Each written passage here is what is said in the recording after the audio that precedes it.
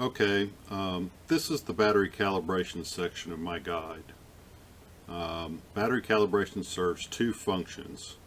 The first is that it will make the battery meter on the unit much more accurate in showing how much battery you actually have left. And it also may prevent you from seeing as many error messages about low battery while you still actually have plenty left. For many batteries, you will get much better battery life than if you use the default calibration. In order to perform this test, you have to put a resistor on your mod and let the software fire the unit from a completely full state to a completely empty state. People that do this more often may wish to purchase a resistor and connect that to an RDA using pretty heavy gauge wire, since resistors can typically dissipate much more heat than the test setup I'm fixing to demonstrate. This is better because it allows you to run the analyzer at higher wattages, and running at higher wattages will decrease the amount of time the test takes while still giving virtually identical results. If you do not wish to purchase a resistor to do this test, then I'm fixing to follow a suggestion I saw on the Evolve forum and use kind of some homemade stuff. I will simply use a few large loops of Canthal on an RDA rather than a dedicated resistor. If you elect to do it this way, then Canthal is the best wire. It's the only wire I would recommend because it changes the least as the temperature rises, and the unit is better able to actually output the wattage it thinks it's outputting, and it is therefore more accurate measuring the battery usage as the test runs. I will note that if you elect to use this method, then you should take great care in ensuring the mod does not fall over or anything, because the wire doesn't really get hot, but it gets fairly warm while it's firing, and it could possibly cause a fire or something if it's in contact with something combustible after having fallen over or something. Assuming you're going to use this method rather than the resistor, then here's a video of my test setup, and let me show you that. Okay, I've got 3 loops here. I don't know if you can tell that exactly, but that's 3 loops, and it totals about a 0.5 ohms, and they're spread out so that they're releasing as much heat as possible to stay cool and the wires themselves don't get too hot.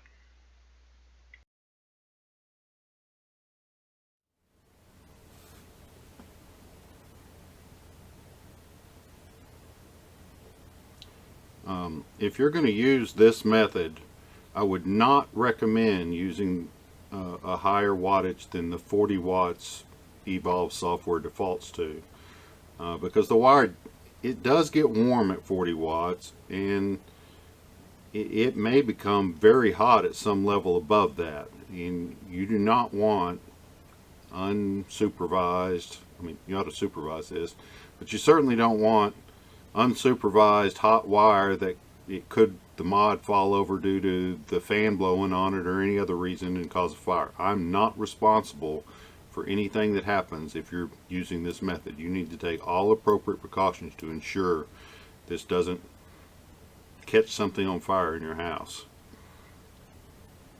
I also wouldn't use something too much below the 0.5 that I've got. That seems to be a good amount of wire out in the air being blown on with 0.5 on Canthal in 3 loops to dissipate the heat. If you're using a resistor of some kind hooked up to the RDA, then how much power you can use depends on how well that resistor is dissipating heat. I'm aware that some people do this at 100 watts. It depends on the kind of resistor that you're using. I'll try to post a link to a resistor that I've heard of people using up to 100 watts, but they were using it for somewhat for moderate sized batteries. When they did it for really large batteries, it eventually did get hot. So you need to take all appropriate precautions not to overheat while you're doing this. After creating the test setup, RDA kind of like I've shown, and putting it on your mod, you hook up to Escribe and you switch over to the screen shown in front of you where it's the mod tab. You should be able to see that based on previous portions of this guide. I blow a fan on the wires so they stay as cool as possible, and I'll show you a quick video of that.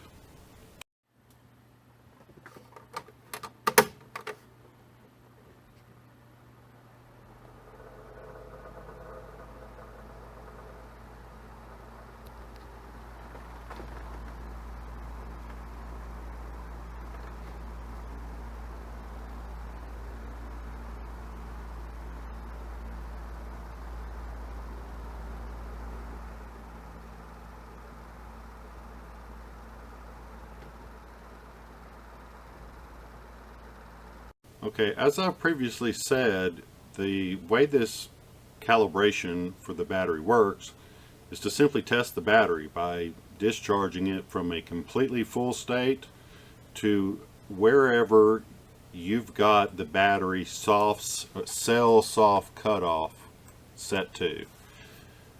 When a battery discharges, particularly more so even on a single battery, you will experience voltage drop, and the voltage that the battery is at will drop down as it's being discharged, and then it'll recover, not quite as far because you've used up some of the voltage to do the firing, but it will come up close to as high as it was.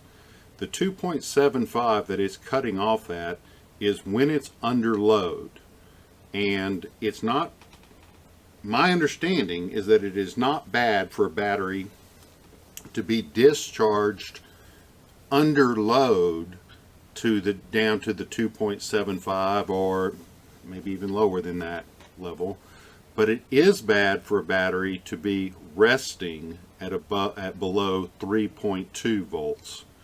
So you want to select a cell soft cutoff that under load you might reach, but while you're at a resting voltage, not under load, you will still be above 3.2 volts.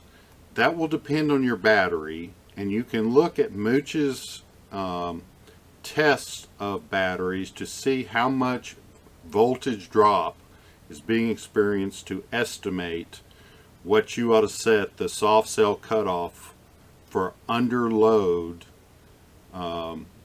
numbers to be for a single 18650 or 26650.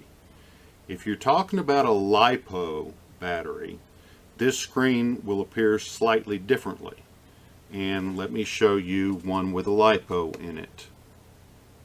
Okay, as I said, the display is a little bit different for ones with Lipos, or this is a DNA 200. All the DNA 200s look like this.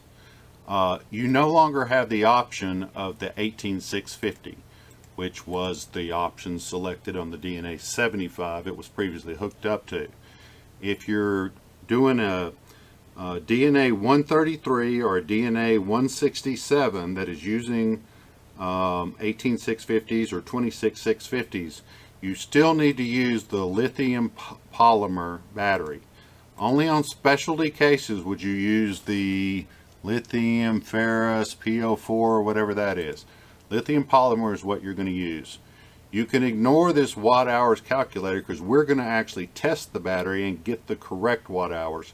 This tends to fairly dramatically overestimate what you're going to get. This DNA 200 with an actual Lipo battery is a 3-cell Lipo battery. If you're using something like a Rouleau DNA 200, that's 3 18650s, and 3-cell is correct.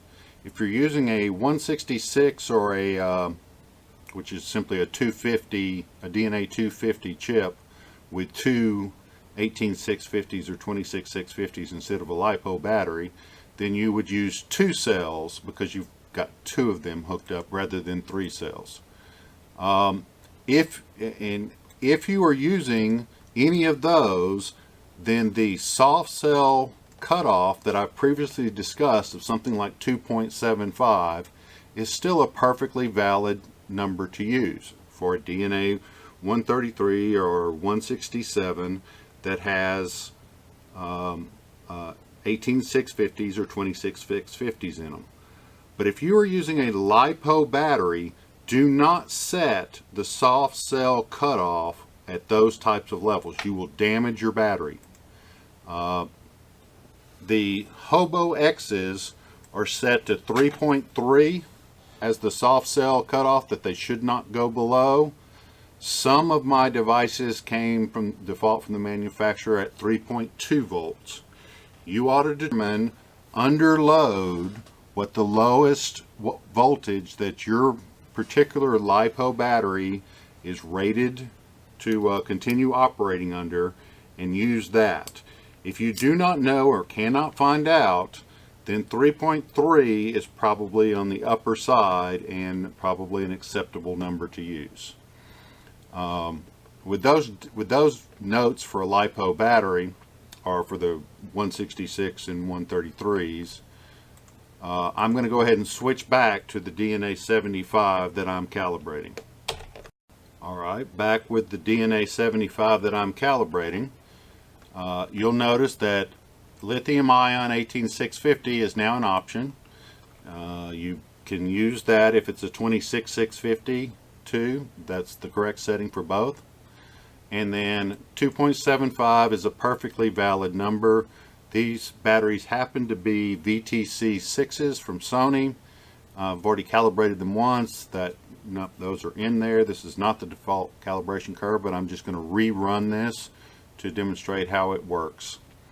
I'm going to go ahead and turn on my fan. Unfortunately, you'll hear it in the background. And once it comes up to speed, I am now blowing, as you've previously seen in the video, on the mod. And then I'm going to hit, now this has got a fully charged battery in it. It's at 99 point some odd percent. It's still blinking at me as if it's not charged, but it's been sitting here for some time and it's really close to charged. With it charged, click on Battery Analyzer. It tells you that it's going to try to test it, and it will test it until the battery is completely empty, or down to where under load it's at 2.75 volts. So click on OK, and you have to select how much power you're going to use. Again, if you're using the setup as I've described it, I would not exceed 40 watts. Obviously do whatever you want to, but I would really strongly recommend not exceeding 40 watts unless you have a nice resistor setup that can handle significantly more power.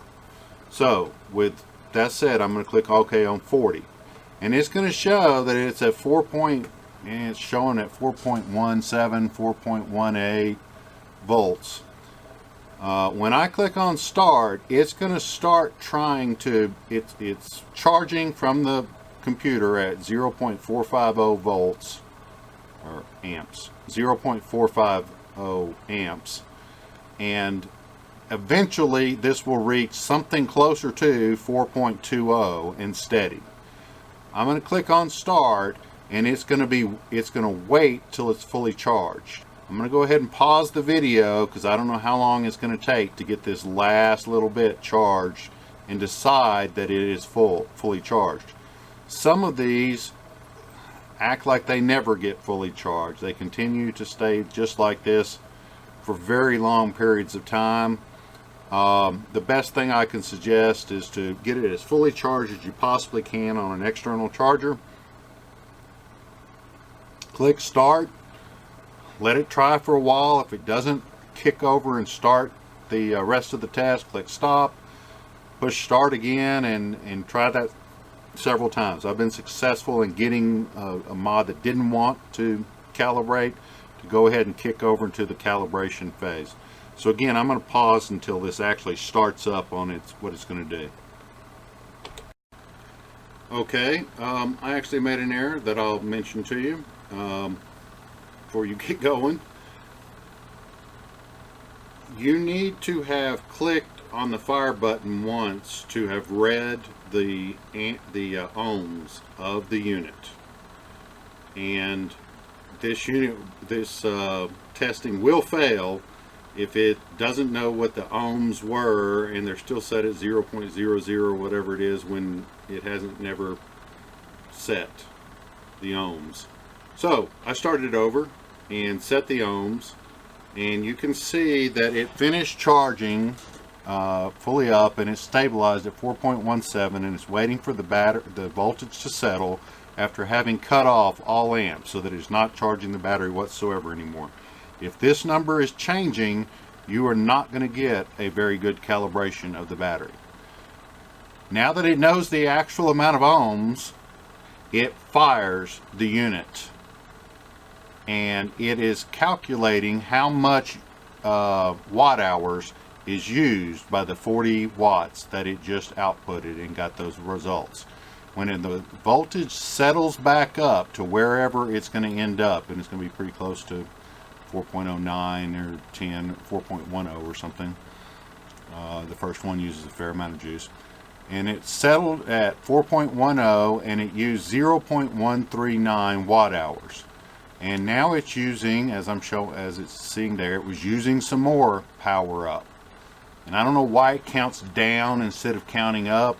No accounting for why Evolve programmed it this way. But after this second one, it's going to show that it is capable of doing 0.279 watt hours. And slowly but surely, this is going to allow it to settle and then fire to where it's getting right at 40 watts. And it calculates how much watt hours it's got. And then it stops and lets it settle again. And this is going to continue until the battery is drained, to the point that when it goes down in the firing mode, it is below 2.75 volts. My experience is that a single 18650 is going to have somewhere in the 7 to upper 9 range. Of Sony VTC6 is going to be in the upper 9 watt hour range, and you can see we've only done 0.559. So what is that? Almost 20 times as long as we've currently been setting here since it started is going to be how long it takes for an 18650. A dual 18650 will take twice that long. A 26650 will take 1.5 times that long, and the Lipo's a 900 milliamp hour battery is about the same as an 18650. An 1800 is about the same, is somewhat more than two 18650s. Generally somewhere in the 45-minute range, maybe, for a single 18650, to the 2.5 hour range for a fairly large Lipo. You can speed this up by doing it at higher watts, so that when it fires it uses more, and each time one of those firing events occurs it's using up more watt hours, so it does the entire test quicker, gets the results quicker. But you better be using a resistor system rather than the loops of Canthal, or it will get too hot. I'm going to go ahead and pause it here until it's getting pretty darn close to the very end of the test. Okay, this is a used battery. It's been used for I don't know how long. It is showing serious signs of distress. It is not reaching or not maintaining the green line would show 40 watts if it were up right here. It is not reaching 40 watts. It is not recovering to the 3.3 volts that I would certainly prefer that it was recovering to. It's cutting off at the 2.75 and using up the power at where it can't maintain the voltage that it's set at, or excuse me, at the wattage it's set at. I normally don't use wattage, but it experiences for the last, I don't know, 6 or 8 puffs. I'd prefer that the battery meter show, it's basically going to show essentially 0 during all of this.